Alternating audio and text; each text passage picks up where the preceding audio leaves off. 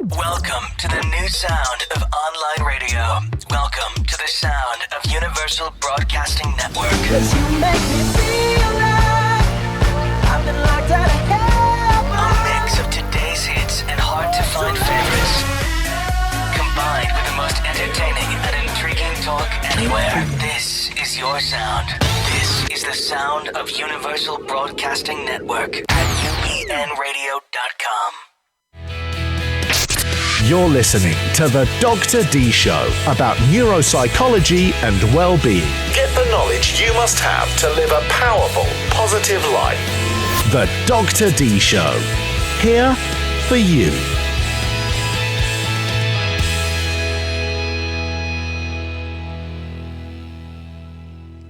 Welcome, listeners, to the Dr. Dee Show today. It is wonderful to have you with us.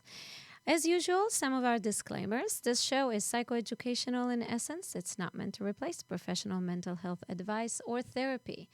With that in mind, some of the topics that we cover are not appropriate for the younger population. Hence, your discretion is advised.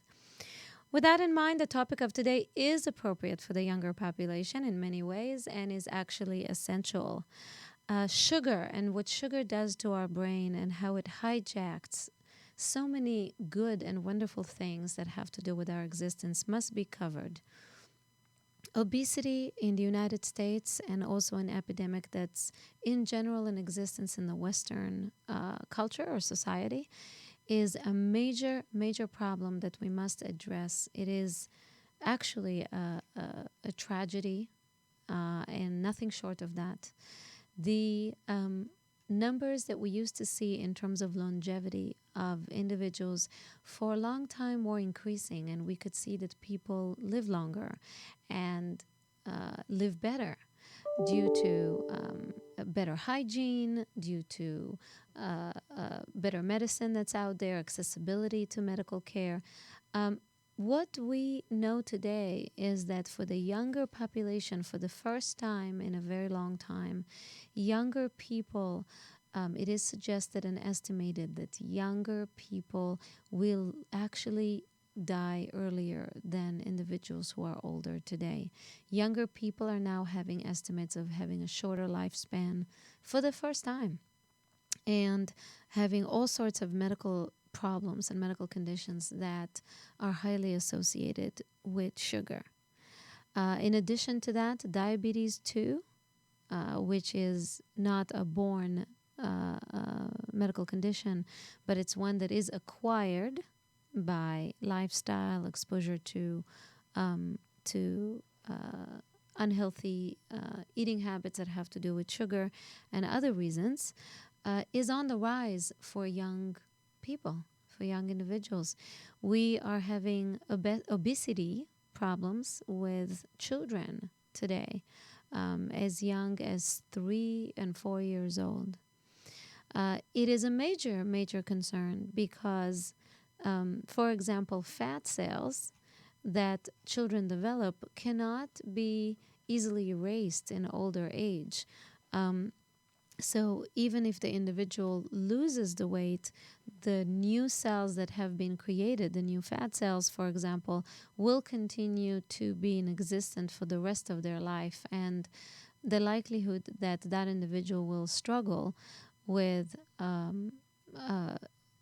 maintaining a healthy weight is high if in their youth they were obese.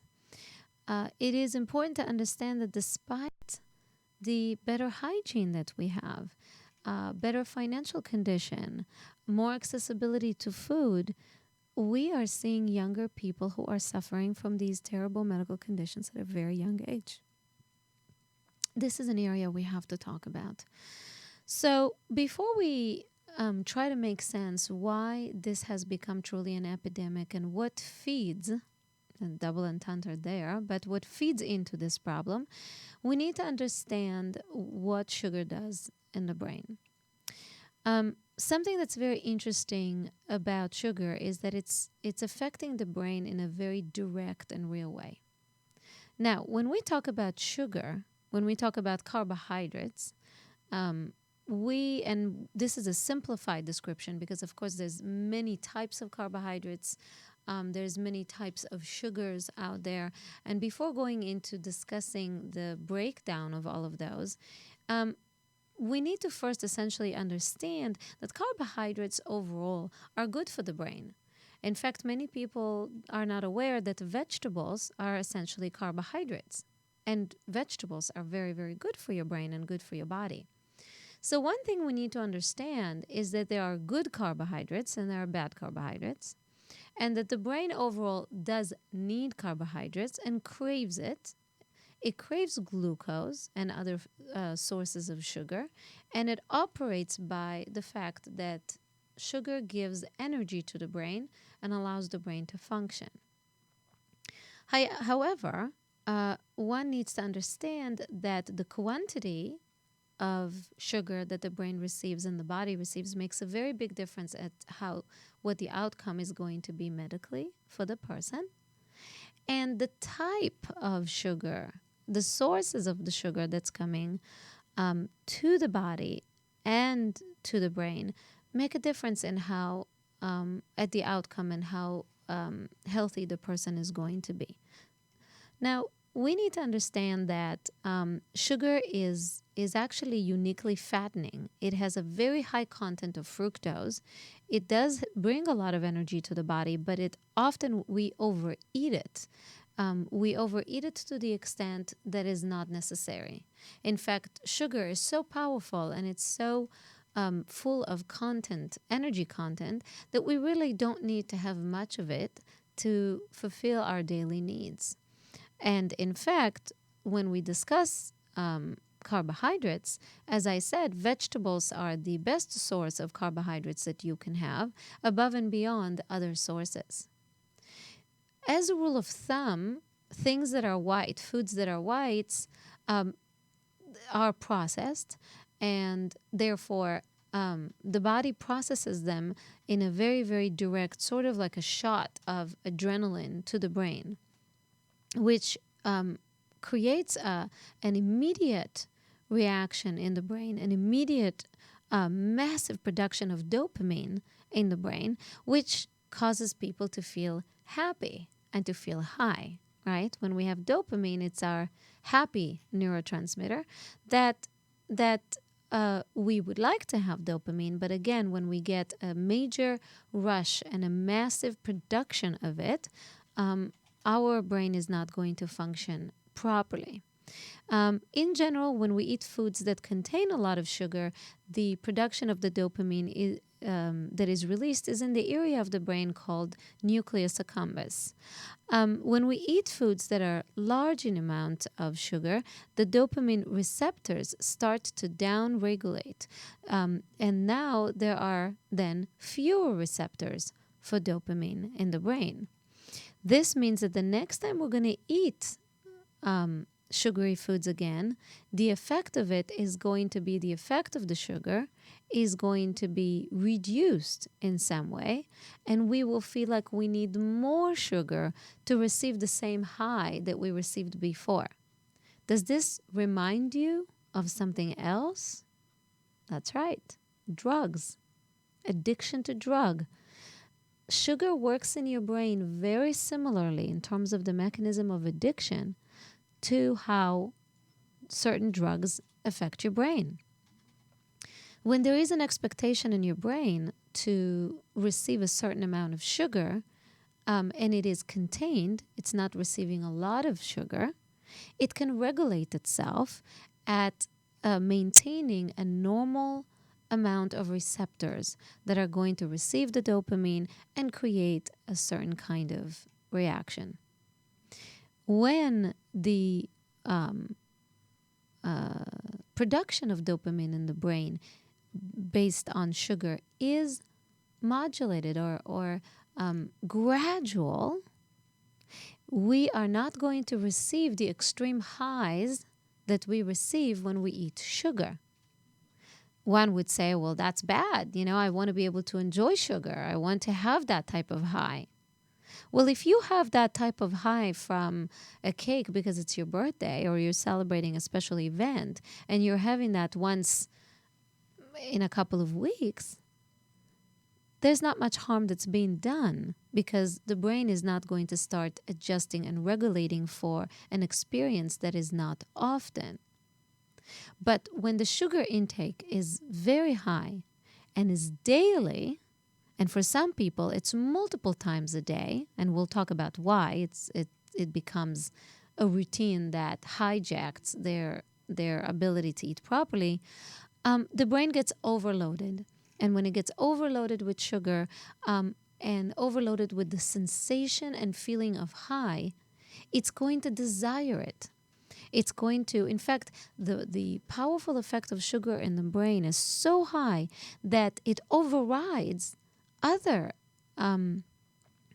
types of highs that we might receive in the brain from with our neurotransmitters, and it will basically push away to the side other types of nutrients that our body needs. It's going to mask it and not allow us to see that we actually need so many other nutrients, because the body and your brain will desire again and again to have that high. It's as if a person is addicted to a different type of drug. If they're addicted to meth, they might actually be hungry, independent of the addiction. Their body might be suffering from lack of nutrients. They might be suffering from lack of hydration. They might be suffering from a terrible lack of sleep. Anybody who knows about meth addiction knows what I'm saying. But the person won't even be aware that they're missing all of these important fuels and needs of the body, because the addiction to meth is so high. The physiological communication for the need of the drug is so strong that it overrides any other command. If you can imagine a computer, and the computer is saying, well, I need you to close this window, I need you to get this and that. Is our computer talking? Okay. When the computer is basically saying that you need to close windows, or you need to clean your desktop and all sorts of other things that you need, you might not even receive those commands from your computer, because there's one major command that's saying the computer is frozen. Computer is not responding. So if you can understand what I'm saying, is that the command for your brain when you're high on sugar, the command in your brain that says, I need more sugar and more sugar to maintain the same type of high, that command overrides the other commands that have to do with maintenance and care of your body, such as need for nutrients, need for hydration, for example, and need for sleep. Okay? Now, what makes things even worse is the need for increasing amount of sugars to get the same effect. That is essentially what I was saying before, that when the dopamine receptors start to downregulate themselves, meaning those receptors are saying, we're not going to create the same type of high per the same amount of sugar that you gave us. Now you're going to need to give more sugar to the brain in order to get the same high that you got before. Some psychiatric medications work the same. And certainly certain substances that individuals end up abusing work the same. So now your brain is no longer satisfied with 2 cookies. Now it wants 5 cookies to get the same effect. And once you give it 5 cookies, it's no longer happy with 5 cookies. It's not going to give you the same effect. It's going to ask you to give 10 cookies to create the same effect. And on we go. So not only that sugar prevents you from getting the nutrients that you need to get, and prevents you from enjoying and having the same feeling of enjoyment that you're supposed to be receiving via dopamine, it is also preventing you and your body from getting what it needs, and preventing you from understanding the mechanisms of your body very well. It's disrupting the system. That's what it's doing. It's disrupting your normal self-regulation of neurochemistry.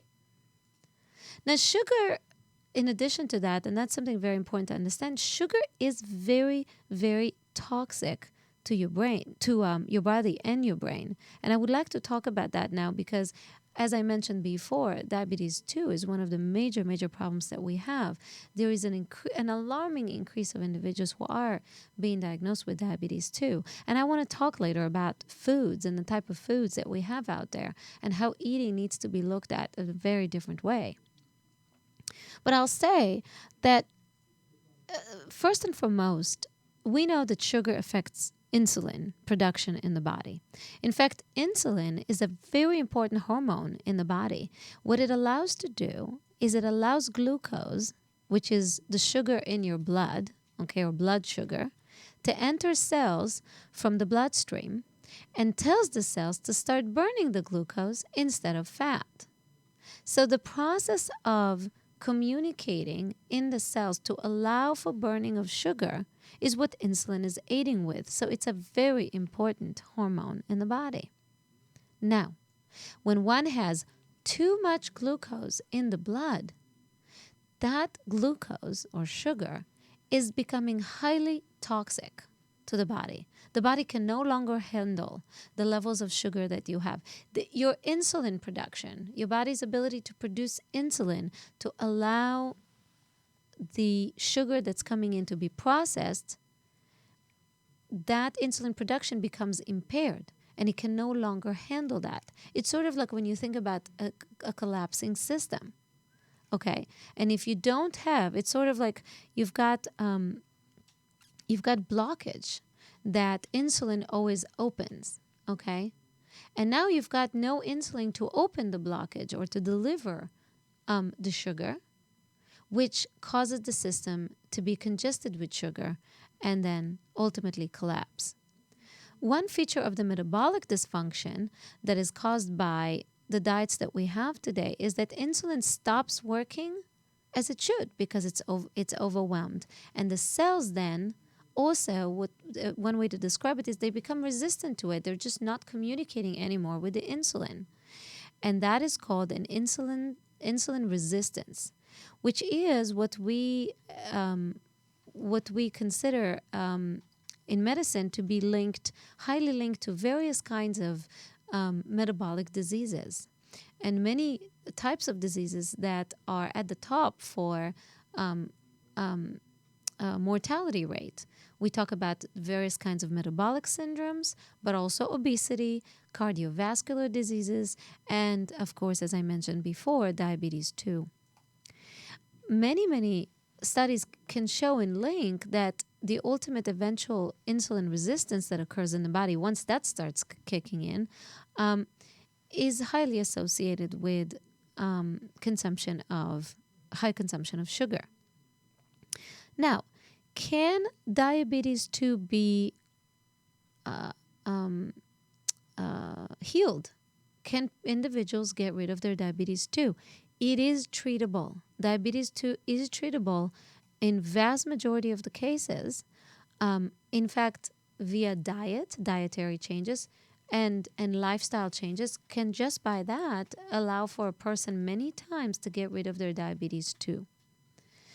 It is important to reteach your body, to retrain your body how to deal with sugar and how to process sugar.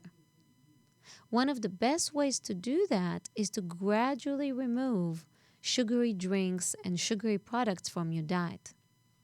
Now, I really want to talk about something very important that I don't think a lot of individuals know, and I surely do attempt to cover this with my patients, and I actually run regular classes that are psychoeducational in the sense of how one should look at their eating habits. And always, of course, involved your medical provider, your treating physician, and all of your doctors who take care of you with any dietary changes that you would like to incorporate. So that's very important to understand, just to make sure that it's not affecting other medical conditions that you have and that everybody, and medications that you're taking, etc. Now, something that a lot of people don't know is that sugar is not coming into your plate, your diet, and your body just via sugary drinks. There are so very many products, food products out there that have hidden sugar in them. They have all kinds of high fructose, for example, syrup that's been added to a lot of different products. In fact, there are 4 ingredients that go into your food that many companies love to use in food production because those 4 ingredients are so tasty together, and they're cheap. They're, in terms of cost of goods sold for a company that produces food, those are very cheap ingredients that not only enhance the taste of what you're eating, but they also are cheap for the company, and they create also weight for the food that you're using. They give it volume. And those are white flour, white sugar, cheap oils, and oils have their own type of science and analysis there, and salt. If you take these 4 products, and I've done that, you could try that at home. Basically, get great bread out of it, or challah, whatever. But you mix those 4 products together, okay? And you stick them in the oven and you bake them. And you take them out, and they taste great. They just taste great. Anything that has salt, sugar, flour, and oil in it is going to taste great. Those ones are fillers. They're called fillers. They fill into your food. They can be filled in and added to lots of types of food products, and by that enhance tremendously the taste and create a desire and attraction and addiction, ultimately, to wanting to eat that food again and again and again. Now, those types of fillers or ingredients can be in combination of all of them or some of them, be added to many products you won't even imagine. Okay? How many of us know that many places vast majority of places that serve sushi cook the rice in sugar? Jarvis, did you know that? They cook it in sugar. That's why it tastes so good. It's soaked in it. Okay? You wouldn't even know. So many people don't know. So when you're desiring something, you need to think about why you're desiring it. Your mouth is getting used to wanting it, but you don't see it. Just because you don't see it in front of you, doesn't mean it's not in your food. Okay? You can have a meatball having maybe 30-40% meat in it, and we can have a separate discussion of what type of meat goes into that. That's a whole other problem. But it can have only 30 or 40% meat, perhaps, and still be classified as a meatball. Well, what else is going on in there? What else is added to it? You have to ask yourself those very fundamental questions. What is being added to what you're buying? Is it truly a meatball? Okay, just because it looks like a meatball and it smells like a meatball doesn't mean it's a meatball, okay? So I challenge you to think about that because, in previous generations where mass production of food by large industries and companies, before that, to make a meatball, we would take the meat, we would mix it with some ingredients at home, and it looked like a meatball, and we ate it. Today, we want to save on time. Okay, we become more lazy. We are maybe busy doing other things in life and doing the job that we like or dealing with our family. And we much prefer not spending time on cooking. So we assume that buying those products ready is going to be just the same, and it's really not. It is not like eating fresh at all. In fact, you need to think about, a burger that you make at home and you leave it outside. How long does it take for it before it goes bad? Well, if it goes bad quickly, the likelihood it is fresh. And that's why it is good for you. So fresh food overall is good for you. If you leave the burger outside, and there were experiments that were done about that, you can Google that easily. If you buy a burger and you leave it outside for 24 hours and you come back and it looks exactly the same, it smells the same, it looks the same, maybe even it tastes the same. You probably won't even kill you because it might have so much preservatives in it and so many types of chemicals in it that are going to make sure that it's still going to look good and smell good and taste good. All right? So you have to think about the fact that to maintain shelf life, to maintain food to survive for a very long time on the shelves until you decide to come and buy it, things need to be added to those foods to keep them that way. Okay? Now, going back to the concept of sugar, here's something very important to understand. It is added to a lot of different products. And not just sugar, but sugar derivatives get added. Sugar derivatives can create a desire for create a sugar-like reaction in your brain very similarly. Just because it's not exactly sugar, but it's sugar derivative, it can cause the same reaction or very similar reaction. So part of what I want to challenge you on is to understand that there is no free lunch. And what do I mean by that? I mean that there is a cost to everything that you try to, cut corners with when it comes to sugar. It is much better to choose sugars that your body takes a very long time to process. Okay? As I say, carbohydrates are sugars, and when carbohydrates come from vegetables, it takes a very long time for your body to break it, and therefore it takes a long time for it to affect the neurotransmitters in your brain, hence not creating those severe highs and lows that I was talking about before. And it is healthier for you. Okay? So when it takes the body more time to break it, it is good for you, rather than having an instant shot of sugar to your brain, which is what what a soda drink would do, okay, or white sugar. Secondly, you want to think about the fact, and this is truly the way that one should embrace thinking about eating habits and about food and combating sugar, is that essentially our mouth enjoys all sorts of types of tastes, okay? We don't just like sweet. What else do we like? We like salty. We like spicy. We like bitter. We like sour. We like all sorts of tastes. Now, truly, we combine those many times with sweet things. But here's what happens when we have a lot of sugar in our diet. The taste of sugar is so powerful and strong that, again, it overrides your ability to enjoy other tastes. It's only when you get rid of the high consumption of sugar in your diet and the regular consumption of sugar that you can start truly enjoying things like bitter. Okay? In fact, I would challenge some of you that, and that's how I got rid of sugar in my diet, is if you add sugar to your coffee or you add sugar to your tea, go ahead and gradually remove the quantity with time so your taste buds and your brain get used to the gradual change. They don't have a major crash, because if you have a major crash, the likelihood, 99% of chance, you're going to go back to looking to consume more sugar, okay?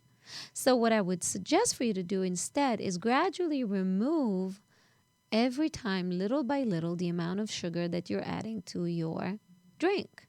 So if you used to have 2 spoons, reduce it to 1.5 spoons, then a week or two later, reduce it to 1 spoon, reduce it to 1/2 spoon, and then to none.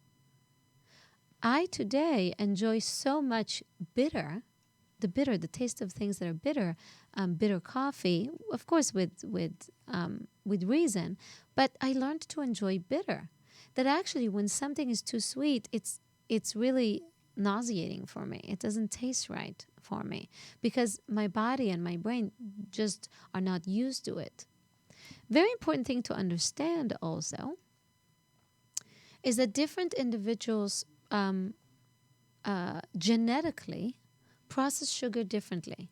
That's another interesting fact that a lot of people don't know. We come from different genetic makeup, all of us. And some individuals from a certain genetic line tend to process sugar more effectively than other people. Some people, for example, Middle Eastern, Yemenite background individuals, which is one side of my remote family don't process sugar very well and are a lot more, they don't metabolize sugar as efficiently, and therefore they're a lot more sensitive to the effect of sugar. And sugar can really, really affect the way that they're functioning. For some individuals, even small quantities of sugar can cause physical fatigue, pain in their extremities, slugginess, feeling sluggish, feeling tired, feeling irritated. And sugar in general, once we start creating that addiction, what happens to an addict that doesn't get what they want? They get irritated, upset, moody, depressed. So think about yourself when you don't receive your regular consumption of sugar. Okay?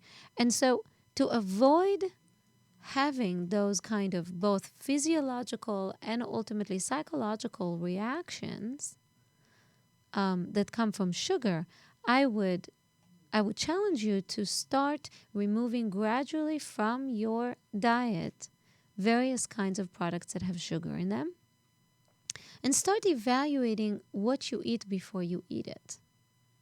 A lot of the fast foods out there have very little nutrition for you and can do a lot of harm for you. Between the coloring that's added, all sorts of chemicals that are being added to the food, to the quality, the poor quality of the ingredients, the fact that it's not fresh, the fact that it's not organic, the fact that it's loaded with other types of ingredients that are not good for you, and loaded with products that create addiction and craving. All of that, once you add all of that, fast food should not be attractive to you anymore. Now, another important thing to understand is that sugar is also, we talk, of course, about highly addicting, but it's also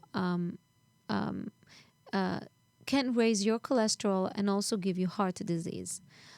People used to blame saturated fat for heart disease, which is the number one killer in the world. But new studies are showing more and more that it's not really the saturated fat necessarily that's harmful to you, but the evidence is mounting that sugar, more than fat, may be the leading cause for heart disease, because it creates all kinds of harmful effects that have to do with fructose on metabolic activity again. It's showing that large amounts of fructose can raise the triglycerides, small dense LDLs, and oxidize LDL, which is very bad for you. Raise blood glucose and insulin levels and increase abdominal obesity, and therefore become a major risk factor for heart disease. It's important to understand that heart disease doesn't grow in a day. Okay, we call it the slow killers. Heart disease and also strokes are called slow killers because they develop over time, eventually becoming the reason that the body collapses and doesn't and creates a high mortality rate. It's important to understand also that sugar can give you cancer. So we know that cancer is one of the leading causes of death worldwide. Okay, and it is basically characterized in the most fundamental way as the uncontrollable growth of abnormal cells in your body. They start as precancerous cells and they start growing and growing. One of the important hormones that regulate cell growth is insulin, which a lot of people don't know. So we know about insulin and diabetes, but a lot of us don't know about insulin and cancer. It is one of the key hormones and needed to regulate all of this growth of cells.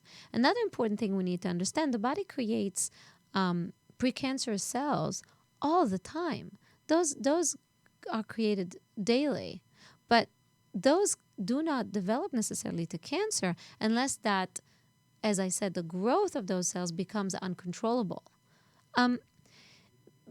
In fact, it is important to understand that cancer likes to grow on sugar.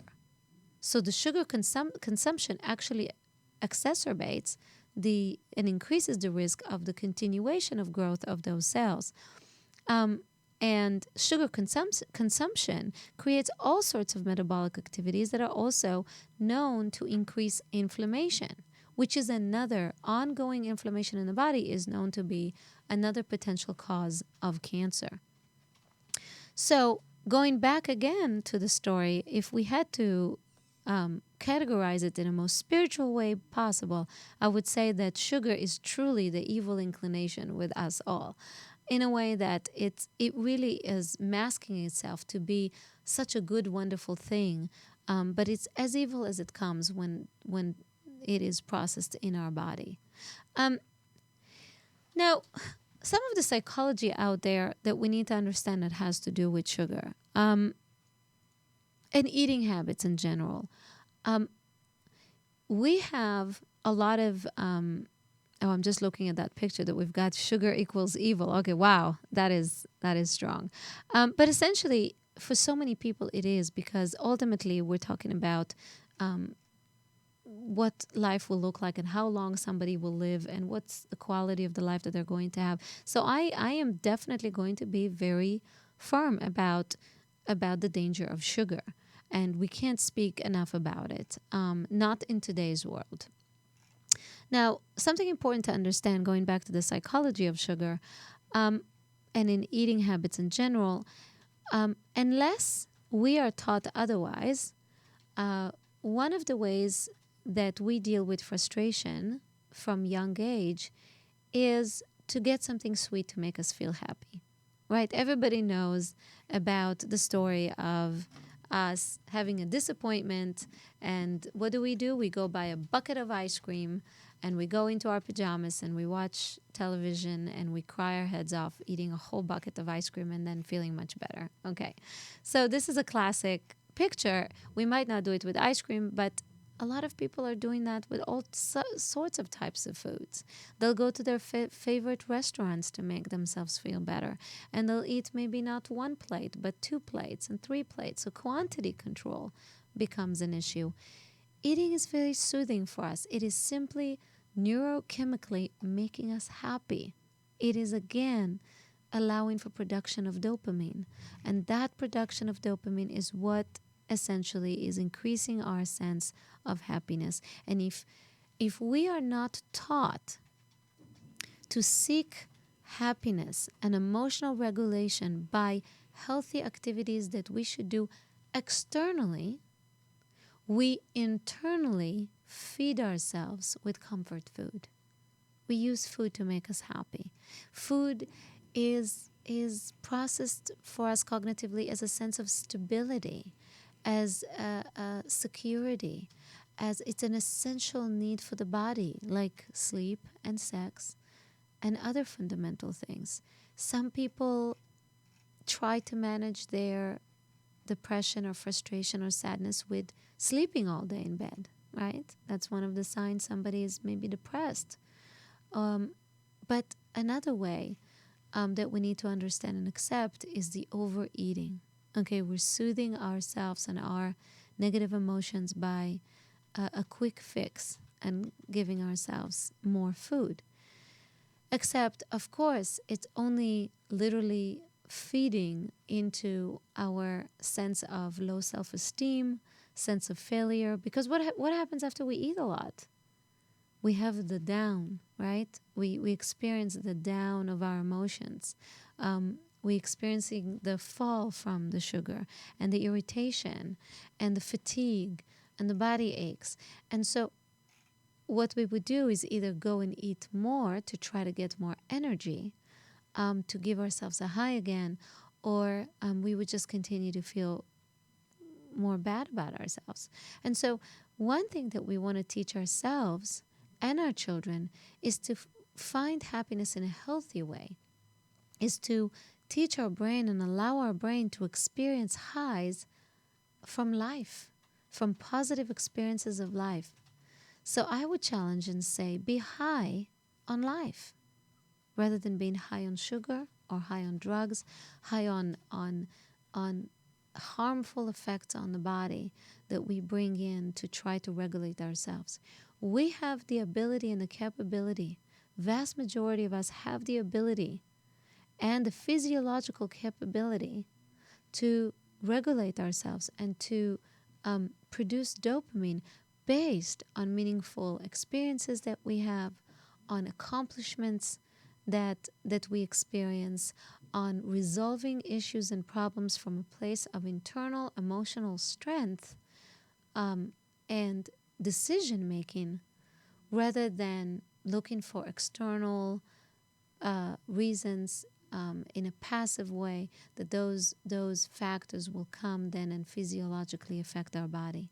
It is always better to create happiness and emotional stability and a positive sense of self by simply learning skills, life skills, and making powerful decisions in our life and moving and changing things in our life, rather than relying on medications or food or substance abuse or negative habits.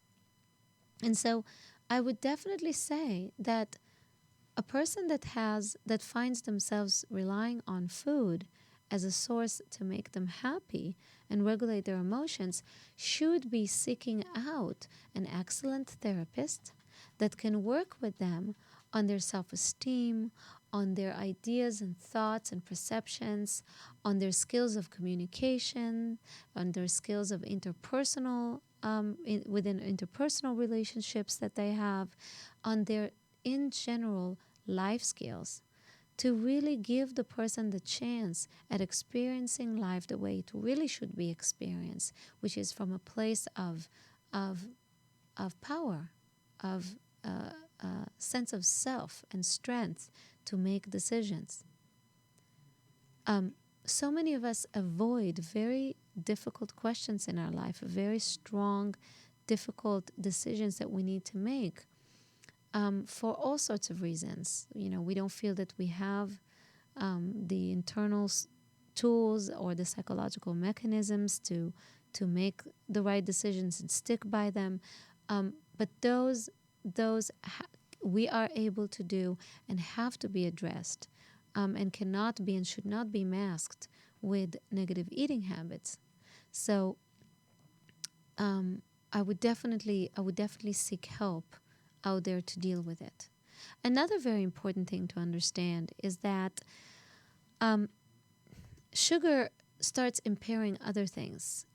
Cognitively, it's not only just the irritation, the emotional irritation that we have, those highs and lows that we're experiencing, the resulting, especially downs and those depressions and the dependency that we experience with high consumptions of sugar. But it's also important to understand that high consumption of sugar over time is directly linked to impairments in memory and learning abilities. In fact, very recent studies, 2012 and on, such as ones conducted, for example, with researchers at UCLA in 2012, show that a diet that's high in fructose, which is just another way of saying sugar, hinders learning and memory by literally slowing down the brain. Overloaded on sugar, the brain starts slowing down and is not able to function as well. Overall, with time, you can have severe memory impairments, and also studies suggest link earlier onset or higher chance of developing dementia and other memory disorders a lot quicker. So as you can see, sugar is linked to so many physiological and cognitive problems that it is, in a way, the evil out there. So what's important to understand is that we need to, well, where do we go from here? If sugar is so bad, where do we go from here? We go other places. We teach our taste buds to enjoy other types of food. So I would say good fats like avocado, vegetables, fruit. Sugar that comes from fruit is not the same like white sugar.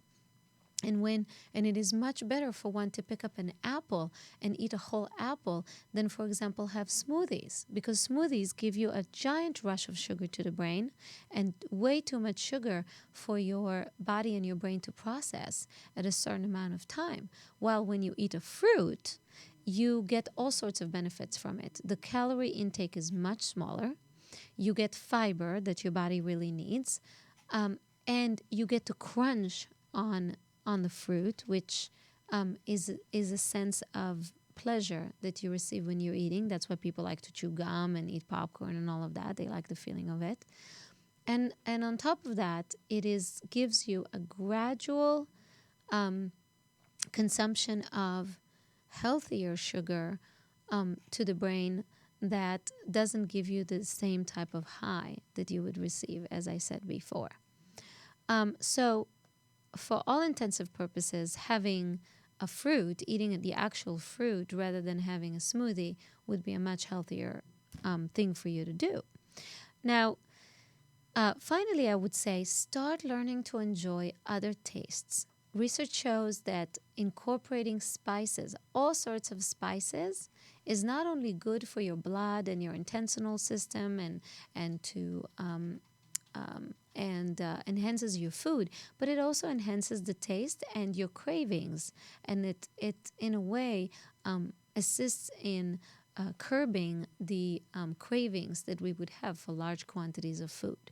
So it makes your food richer, it's healthier for you physiologically, and it allows you to get rid of the strong desires from sugar. So I would add cinnamon and curcumin and all the orange and yellow spices that are known to be really healthy for your brain, and etc. And also add a lot of greens. Parsley, very good for your blood and is known to be detoxifying. All sorts of greens and spices can be combined in all sorts of ways. And as I said, some natural oils. I mentioned avocado, but there's all types of oils out there within reason. A palm oil, coconut oil. Remember that some of them, though, are saturated fats, and you don't want to have too much of them. You don't want to have too much of anything in general. But what I would say is you can make all sorts of combinations, add lots of seeds to your food, etc., to enhance the taste of your food that has nothing to do with sugar. So with that in mind, I hope you enjoyed that. And it's a difficult thing to cover proper eating habits in such a short amount of time. But what I wanted to do is really give you a lot of tools, a lot of educational tools, and some day-to-day tools that you can use in your ways of combating sugar.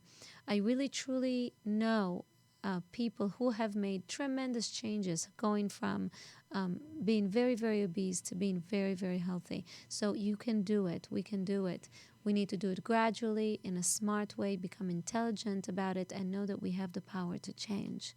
With that in mind, I wish all of you lots of health, and internal health and external health, happiness, psychological health, and all the good that will come your way from a place of power and strength.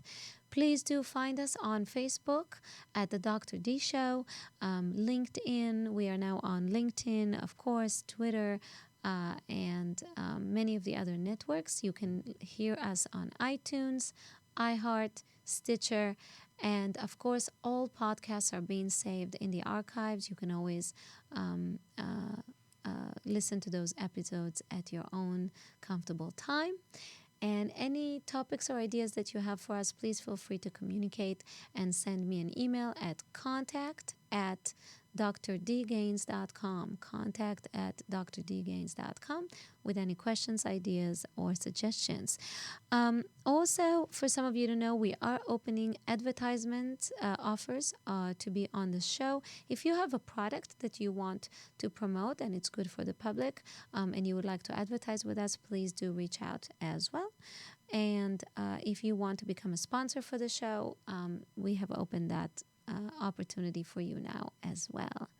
With that in mind, sending you all the blessings in the world. Be well. You're listening to the Dr. Dee Show about neuropsychology and well-being. Get the knowledge you must have to live a powerful, positive life. The Dr. D Show. Here for you.